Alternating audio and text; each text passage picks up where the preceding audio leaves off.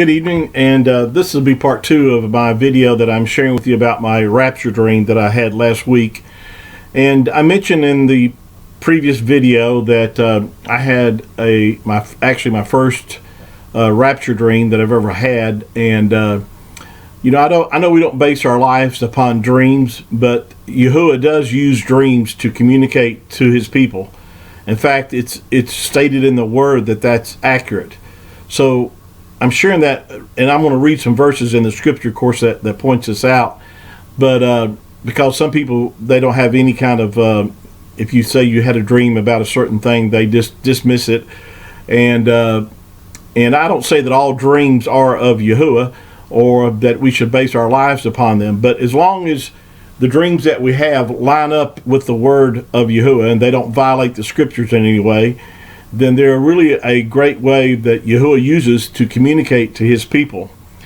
Now, with that said, I want to read in Acts chapter 2 to verify what I'm saying here, not just taking my word for it, but the Apostle Peter in the book of Acts chapter 2, talking about the latter days, and he, starting in verse 16, he says, "But this is that which was spoken by the prophet Joel, and it shall come to pass that in the last days, saith Elohim," or God, "I will pour out my spirit upon all flesh, and your sons and your daughters shall prophesy, and your young men shall see visions, and your old men shall dream dreams."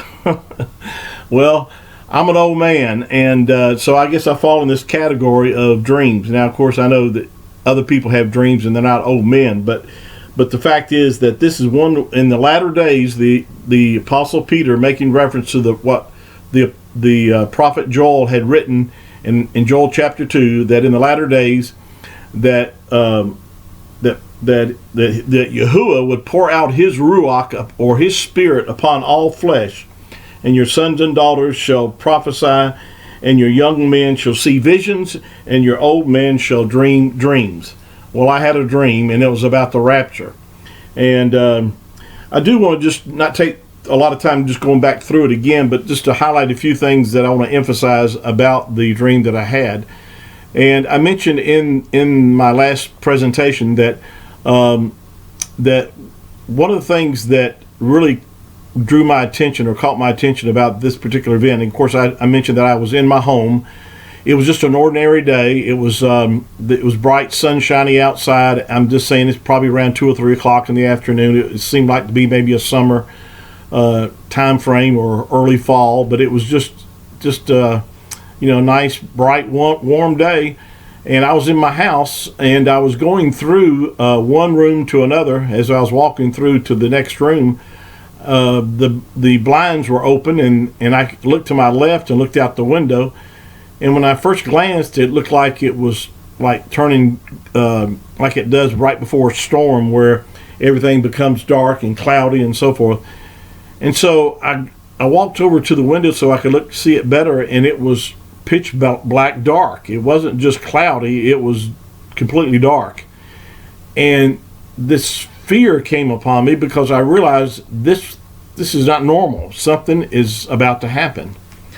And when that did happen, of course, I mentioned that I felt this energy just coming into my body, just flowing into it. And it was, again, this was a dream, but I actually felt like I could feel it. It was just so real. And at the same time, I began to ascend, go up. And I knew it was like I said, this is it. It actually is happening. The rapture is actually happening. And the excitement of that and the reality of experiencing that was so real. It was something that it's just hard to explain. In fact, I think a lot of dreams sometimes are. They're so real that you wake up and you just realize that you've gone through something that's not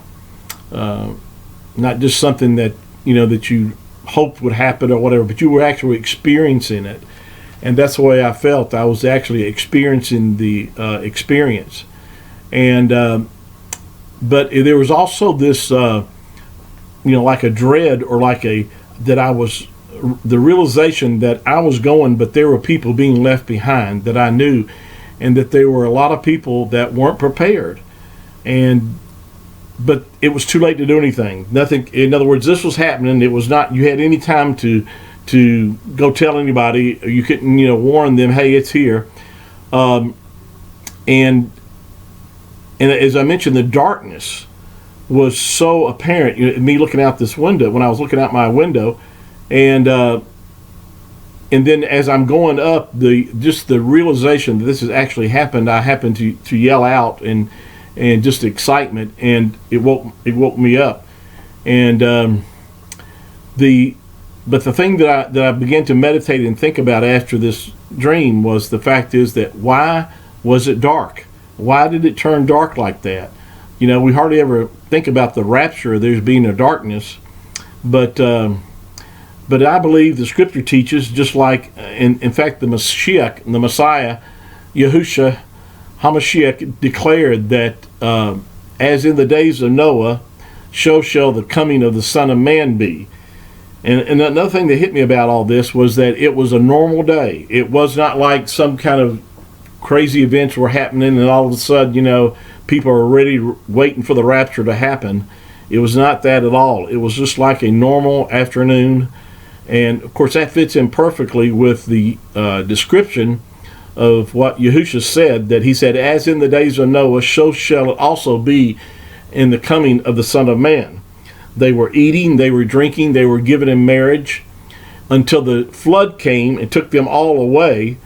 And of course, which is the part about judgment coming. Immediately judgment came. And so the rapture is, of course, for believers, it's not a judgment. It's actually the completion of our redemption. This corruptible shall put on incorruption, and this the mortal body that you and I have, will be changed to immortality. Redemption is not complete until that happens. We're saved in the realm of the Ruach, in the realm of the Spirit. Those that have received the Messiah, you've experienced salvation in the realm of the Ruach, because we have His Spirit, we have His life in us. This is what makes us like Him. We become partakers of the divine nature. That's Yahuwah's nature when we're born again.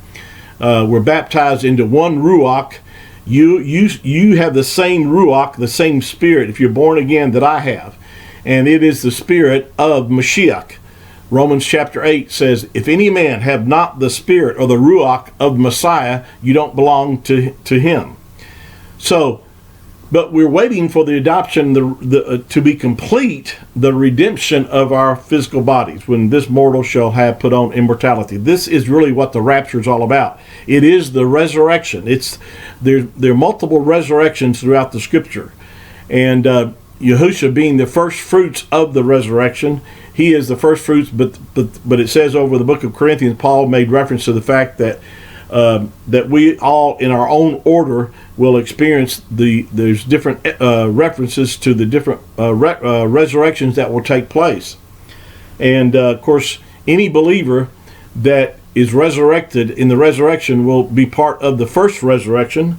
And I've mentioned this before, that the first resurrection doesn't mean there's just one resurrection in number. When it references the first resurrection, it's talking about the resurrection of the righteous is a type of resurrection, and not just one event, because Yahushua was the first one to be raised, and he is the first fruits of the resurrection. And then of course we at his coming will receive our resurrected bodies. Now people get the rapture mixed up with the second coming. They're two different events. And I'm not going to have the time to go through that with you today, but I plan to go more into this, because there's so much ignorance, there's so much deception out there that people have about the rapture. And so we're going to take the time to go through the Scriptures. You don't have to take my word for it. Prove all things, hold fast to that which is good, and do the research. Don't take verses out of context. And that's really where most people get all messed up, is they take verses out of context and who the verse is talking to. That's another a problem with a lot of prophecy interpretation is who the verses are talking to. Is it talking to Israel or Yasharel, or is it talking to the church? Which I know a lot of people get offended by that word, but let me tell you, the church, whether you like it or not, is composed of Jew and Gentile, born again, spirit-filled believers who have received the Spirit. They are the church. They're not Israel. See, Yahuwah has made a covenant. He's made promises to the nation of Yasharel that he will finish and complete. But he's also made promises to the church, being Jew and Gentiles, that we are not appointed to Yahuwah's wrath. And believe me, the tribulation, Daniel, which is really properly should be called Daniel's 70th week, is all about Yasharel, about Israel. It's not about the church. Of course, the church, i.e. being born again Jew and Gentile believers. And Yahushua himself declared in Revelation chapter 3, verse 10, that there's a promise made to those that he would deliver his body, that he would deliver us from the hour of tribulation, or the time of temptation. Of course, that's talking about the tribulation. And the word there, the Greek word that's used, is ek in the Greek, and it means to take out from. It doesn't mean, a lot of people, that don't believe in the rapture, they say, well, we're not protected to be taken out, but we're just protected during the tribulation. Which is, if you just really do your study, you find that could not be true. First of all, again, going back to that Greek word ek, it means to take out. So Yahushua declared that he would take us out of that time frame. That is a promise to the church. And so, and of course, the tribulation is in the Daniel 70th week, is all about removing the sinners off the earth. It's for judgment coming upon the unbelievers on the earth. It's also a time of Jacob's trouble. It's a time of bringing the nation of Yasharel into the realization that who their Messiah is. It has nothing to do with the church. And again, that's just an English word. The word actually is, in Hebrew, would be kahel. And Yahushua himself declared in Matthew chapter 16, talking about he was going to build his church, or his assembly, upon the fact of who he was. And we know that that salvation is not just for the nation of Yasharel or Israel, but it's for all who would look to him and believe and recognize who the Messiah is. Salvation was now being extended to all nations of the earth. I'm going to pick this up, and it's going a little longer on our next teaching. I do want to read some more in the scriptures and point out some things that are very relevant to the dream that I had, and I want to elaborate on some of the things that I believe Yahuwah was showing me that he wants me to share with you as well. So please listen in, and we'll pick some of this up on our next teaching. Until then, shalom.